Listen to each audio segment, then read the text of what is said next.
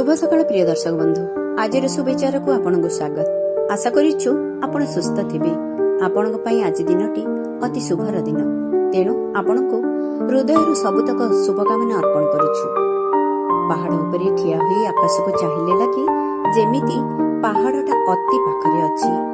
बादल गुडाक जेमिति मुंड पाखरे भासी जाउछंती, किंतु वास्तव में पाखरे दिसुथिबा आकाश सेते पाखरे नथाय। ठीक से भली किछि लोक पाखरे थई निजर निजर लागंती, किंतु सेमाने जेते निजर मने हुंती सेतिकी निजर नुहंती।